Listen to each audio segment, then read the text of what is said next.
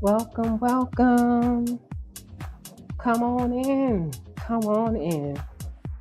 and get comfortable. On today's episode of That BS podcast, we're talking about my story, your story. Our story is sacred.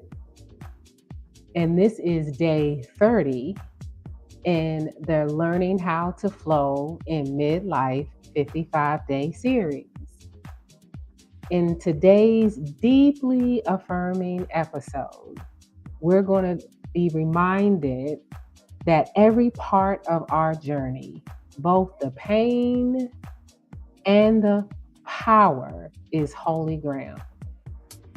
We're going to talk about the woman who has questioned whether her story is worthy of being told and offer a powerful reframe.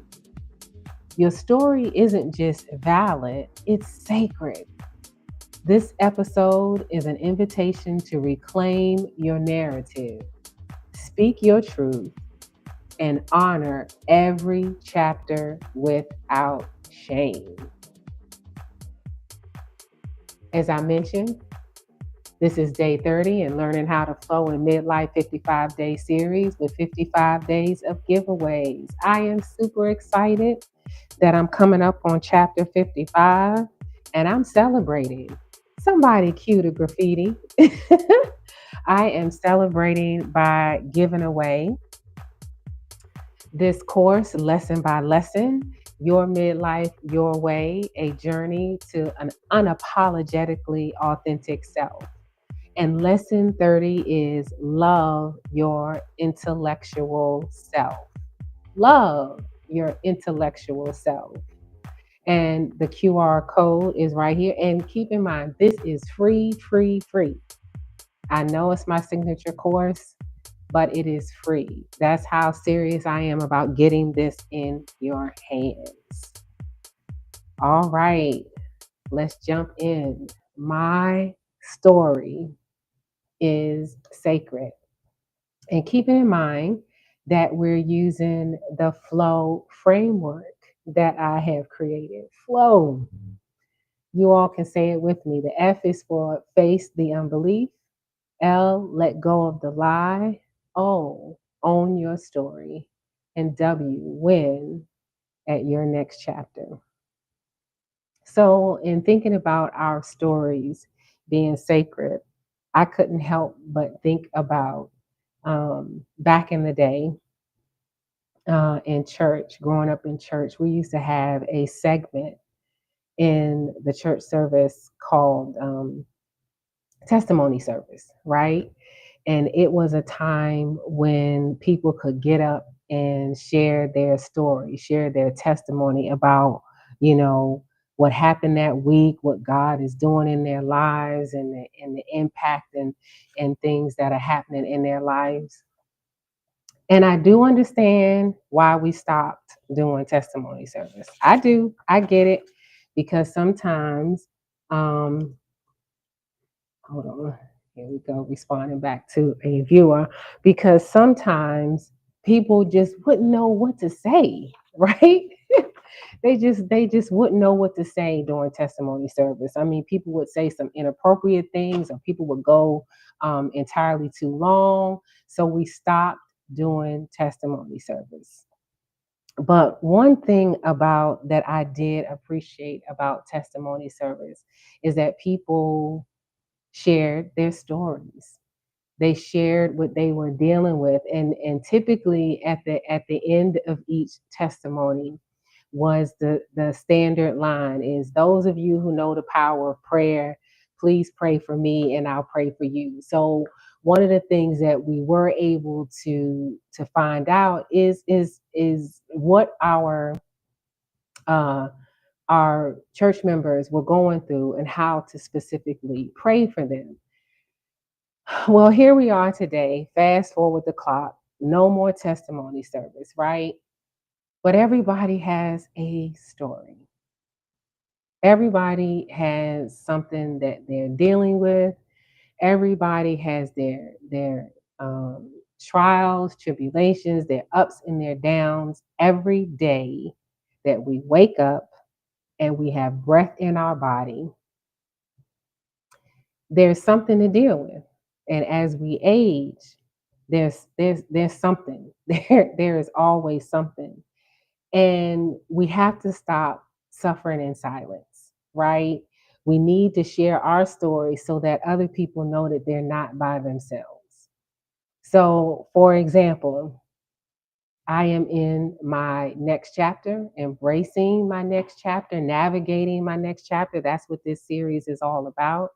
And to offer encouragement for anyone else who was in the same position that I am in navigating this next chapter, this next phase of life, but also in navigating this next phase of life for myself. I'm in the sandwich. I have my parents that I am offering a level of caregiving for and making sure things are in place for them. My children are adults, so they're on their journey and their path and operating in an advisory capacity. So that's two hands full, right? Or a plate full. But I still have to carve out, put myself on the list, make sure that I don't lose sight of where I am in life and what it is that I believe I'm still need to accomplish at this stage of life. And maybe there is somebody else like me. You find yourself in the same position. You have a full plate. Shoot, getting to midlife, we focused on a lot of other people and other things our entire lives in order to get where we are, right? Career wise, most of us wanted to advance in our careers so that we could provide for our children, right? Provide for them what they needed, get them into college and off into their lives and launched into their lives. And then here we are now that they have launched. What do we want to do next? And in asking that question, there's still responsibilities that are piling on. So our stories are sacred. Um, they need to be shared. You need to share where you are and what you're experiencing. Oftentimes, I know during Suicide Prevention Month in particular, it talks about checking on your strong friends, right? A lot of times people that have a lot of things going on, they booked and busy and all of the things, they have things that they're dealing with and they have some low points. So in knowing that our story is sacred, let's jump into our framework. And I apologize for being late because I was in the midst of managing the handfuls of stuff. My God, and looked up and saw what time it was. So please forgive me for that. Also, thank you for subscribing to the channel. I appreciate it. Please share this with somebody that you know would be encouraged by it. Like today's episode, and I'm also, I'll tell you later when we get to the 55th day. Oh my gosh, I have so much good stuff to tell you about what's going on. But anyway, let's go to the framework about how our story is sacred. The F in the flow, facing the unbelief. Point number one, confronting the belief that your story is too ordinary, too broken, or too messy to matter. That has to be corrected. Facing the unbelief number two is acknowledging where silence was used to protect others at your expense. Now, I'm going to sit on this a little bit.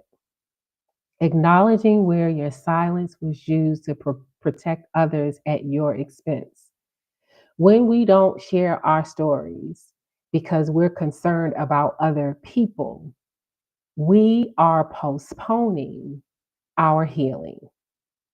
We are postponing our promotion because we're concerned about other people.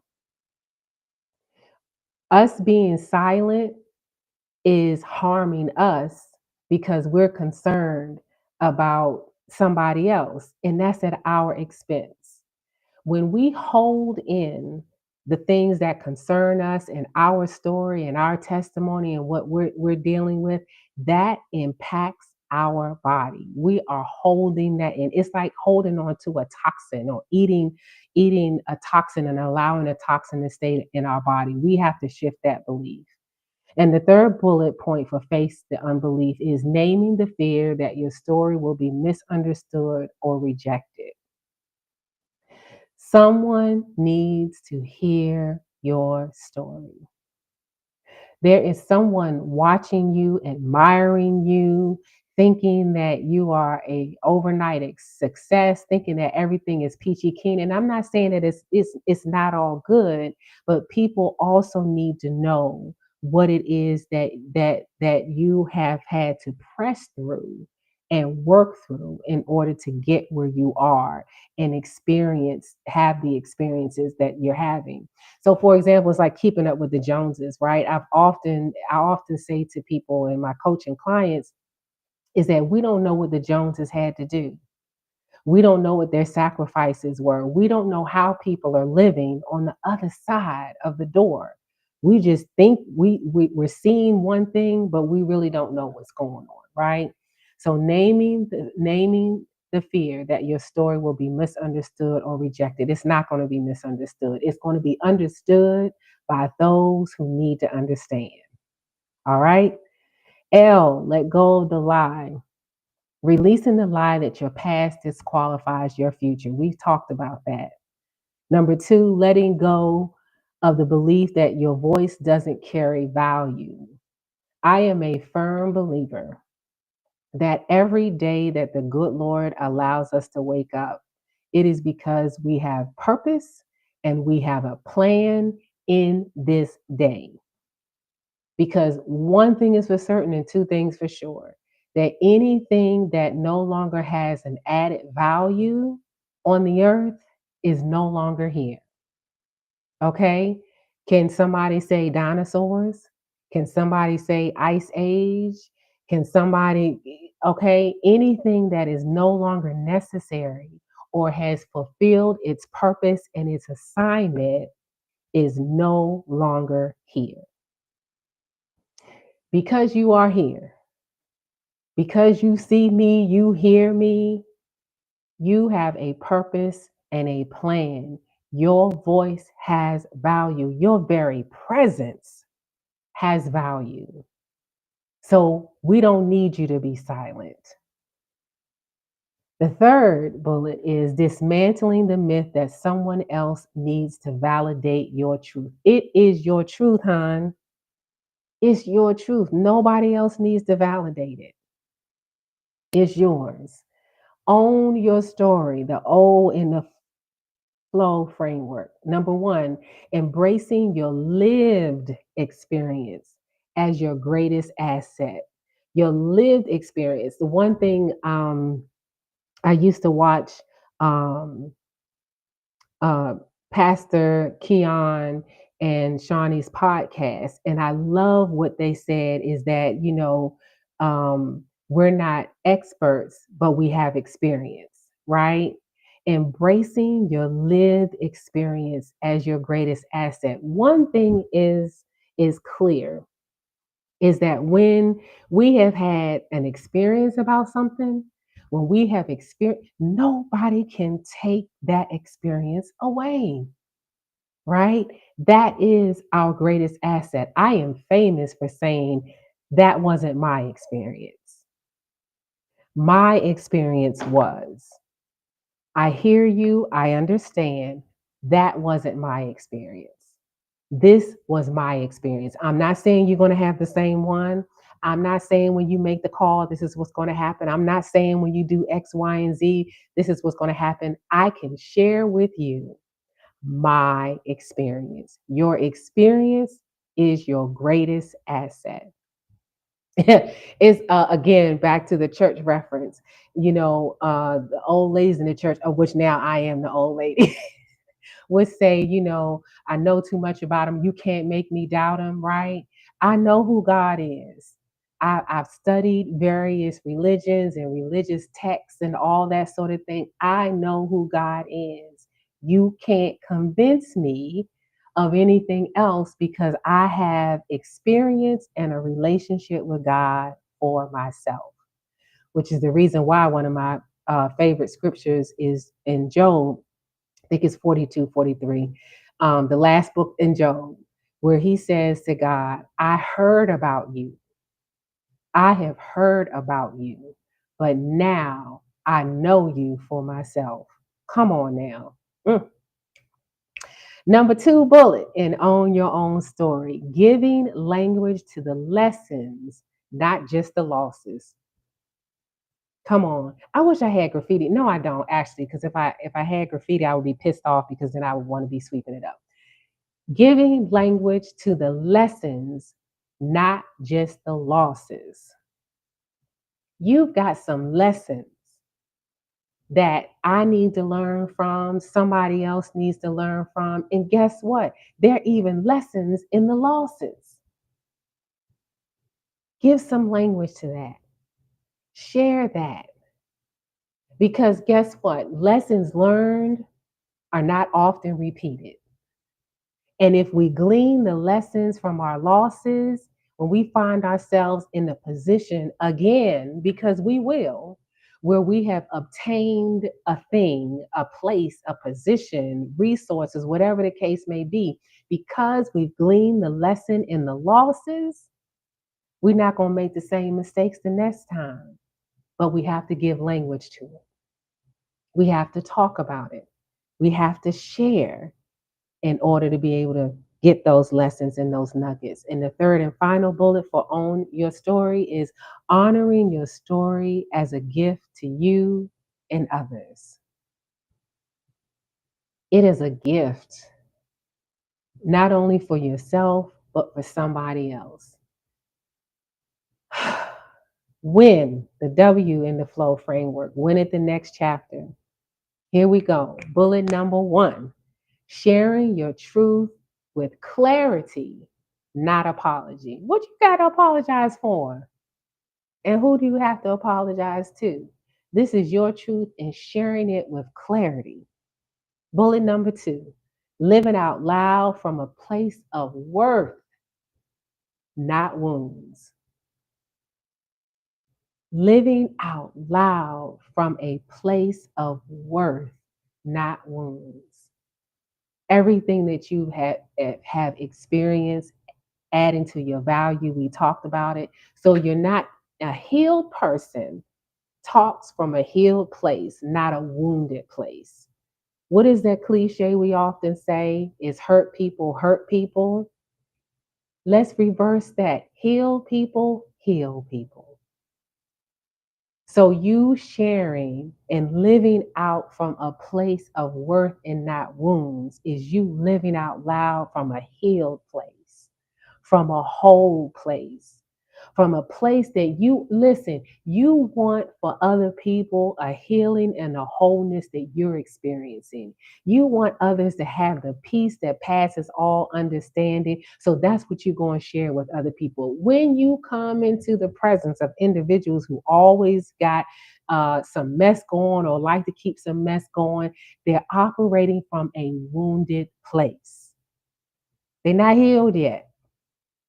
But because you are in the place of knowing your value and your worth, you're living out loud from your worth and not your wounds. And the third and final bullet is inspiring others by walking fully in your testimony. One thing is for certain is that when you're walking fully in your testimony, it's difficult for people to turn you in another direction because it's like, nah, this is work for me. I know God is a God of repeat performances because I've been here before and gotten through. I know I'll get through again. And God is not, he doesn't play favorites. I know some parents have a favorite child over the other, but we're all God's favorite, right? And so because we're all God's favorite, what he's done for one, he's done for the other. And so we're going to be walking fully in our testimony. Here's our call to action. Journal this, asking yourself these two questions. Question number one: what part of my story have I been afraid to honor? What part of my story have I been afraid to honor? And the second journaling question to answer is, what would shift if I believed it was sacred? What would shift if I believed it, meaning your story, was sacred? Then share this episode with someone whose story needs to be seen, heard, and celebrated. And don't forget that today's giveaway, 100% free, is lesson 30 of the course Your Midlife Your Way, a journey to an unapologetically authentic self. It is a video.